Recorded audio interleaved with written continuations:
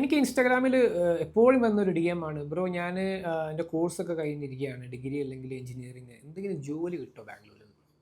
അവരോടൊക്കെ പറയാനുള്ള ഉത്തരം ഇവിടെ ജോലി കിട്ടാൻ ഭയങ്കര ബുദ്ധിമുട്ടാണ്. നിങ്ങളെ ഡിഗ്രി കൊണ്ടോ അല്ലെങ്കിൽ എഞ്ചിനീയറിംഗ് കൊണ്ടോ ഒന്നും ജോലി കിട്ടാൻ അത്ര എളുപ്പമല്ല ബാംഗ്ലൂർ. ഇവിടെ ഭയങ്കര കോമ്പറ്റീഷനാണ്. പിന്നെ എങ്ങനെ ഒരു ജോലി കിട്ടാം നമുക്ക്? നിങ്ങൾ എന്തെങ്കിലും ആഡ് ഓൺ സർട്ടിഫിക്കേഷനൊക്കെ ചെയ്തിട്ട് ബാംഗ്ലൂർ വരാണെങ്കിൽ നിങ്ങൾക്ക് ജോലി കിട്ടാൻ ഒരു സാധ്യതയുണ്ട്. എക്സാമ്പിൾ ഇപ്പോൾ data science, AI, cyber security, cloud, CCN ഇങ്ങനെയുള്ള സർട്ടിഫിക്കേഷൻസ് ഒക്കെ ചെയ്ത് കഴിഞ്ഞാൽ നിങ്ങൾക്ക് ജോലി കിട്ടാനുള്ള സാധ്യത കുറച്ചും കൂടി കൂടുതലാണ്. ഇതൊക്കെ ചെയ്ത് കഴിഞ്ഞാൽ നിങ്ങൾക്ക് ആദ്യം കമ്പനി ഇൻറ്റേൺഷിപ്പാണ് പ്രൊവൈഡ് ചെയ്യുക. ഒരു 6 months ഇൻറ്റേൺഷിപ്പ് തരും. അതിലേക്ക് ഒരു ബേസിക് ആയിട്ടുള്ളൊരു സാലറി തരും അവർ.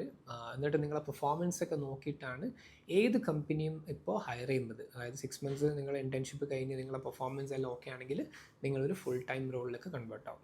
ഇനി അതല്ല, നിങ്ങൾ ഡിഗ്രി ഒക്കെ കഴിഞ്ഞ് എന്തെങ്കിലും ജോലി മതി ബാംഗ്ലൂരെങ്കിൽ ഇവിടെ റാപ്പിഡ് ഓടിക്കാൻ പറ്റും, ഇവിടെ സൊമാറ്റോ, സ്വിഗ്ഗി ഓടിക്കാൻ പറ്റും. ഇവിടെ ഇപ്പോൾ നമ്മൾ KFC, പിസ്സ ഹട്ട് അങ്ങനെയുള്ള സ്ഥലത്തൊക്കെ നിങ്ങൾക്ക് പാർട്ട് ടൈം ആയിട്ട് ജോലി കിട്ടും. ഒരു 5 വർഷം പുറകോട്ട് പോവുകയാണെങ്കിൽ നമുക്ക് BPO ജോബ്സ് അവൈലബിൾ ആയിരുന്നു. നൈറ്റ് ഷിഫ്റ്റിലൊക്കെ നമുക്ക് കോളിംഗ്, ഇൻബൗണ്ട് ഔട്ട്ബൗണ്ട് കോൾസ് അങ്ങനത്തെ ജോലികൾ അവൈലബിൾ ആയിരുന്നു. പക്ഷെ ഇപ്പോൾ AI വന്നതോടുകൂടെ ആ കമ്പനികളൊക്കെ ഒരുപാട് ക്ലോസ് ചെയ്ത് കഴിഞ്ഞു. അപ്പോൾ ആ ജോലിയൊന്നും അവൈലബിൾ അല്ല. അപ്പോൾ ബാംഗ്ലൂരിലേക്ക് ആരെങ്കിലുമൊക്കെ വരാൻ പ്ലാൻ ഉണ്ടെങ്കിൽ അല്ലെങ്കിൽ ബാംഗ്ലൂർ ജോലി നോക്കാൻ പ്ലാനുള്ള ആൾക്കാരെയൊക്കെ ഈ വീഡിയോ ഒന്ന് അയച്ചു കൊടുക്കുക. ഇങ്ങനെയുള്ള വീഡിയോസ് നമ്മൾ അക്കൗണ്ടും ഫോളോ ചെയ്യുക.